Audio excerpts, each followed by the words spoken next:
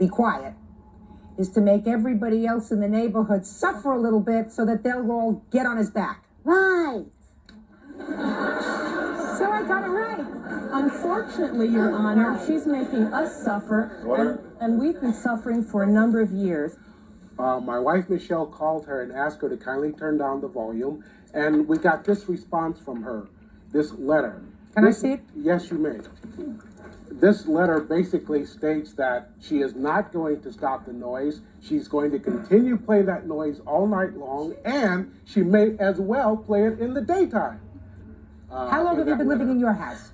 We've been living in our house since 1980. And Miss Lord, how long have you been living in I that bought house? my home in 1982. That would make it 14 years. And when did Mr. Vibot invade? I think he bought his home in 1987. And there's a significant point there. I had signs in my window warning the potential buyer of the impact noise problem. Tell me what impact noise is that you suffer from, Mr. Vibot. Sounds like that. Impact.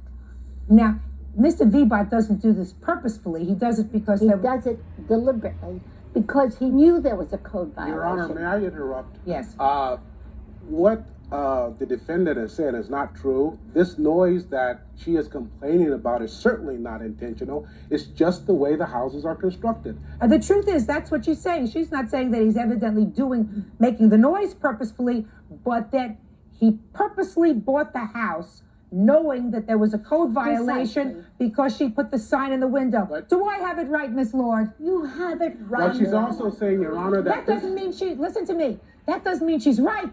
That just means that I understand it. Right. You understand? Because she's purposely making noise that we have to suffer through because she feels she's hearing noise from the other house. I got you. Your Miss Honor. Lord, why don't you take some action against the real perpetrator, who is Mr. Vibot?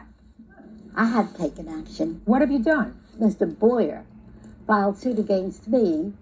That gave me an idea. I immediately filed suit against Mr. Vibot for $5,000. I followed his example. Well, you should have done that earlier. It didn't occur to me. I was trying everything else, believe me. What are these signs? You want to tell me what these signs are? I put these signs in my windows, and they're there till this day. I took them down yesterday so I could bring them down I beg your help. I am awakened all night by bangs down by the Vibots. Please ask them to stop banging down on me. Mrs. Lord, and your phone number. You should never put your phone number in, if that's your phone number. My phone number. Nobody ever called me. What? I see that... May I finish, Your yes, Honor? I'm sorry. As soon as the sheriff served a summons on Mr. Vibot, the noise, with rare exceptions, stopped. Wonderful. So did you stop making noise? So it's deliberate. Just a minute. No, Your Did Honor. you? Just a minute. So did you stop making noise? Only when he made noise, I made a noise as a protest. And I want to tell you that Martin Luther King Jr., whom I adore, he's a hero in my pantheon of heroes. He said, injustice must be exposed. We must all protest injustice.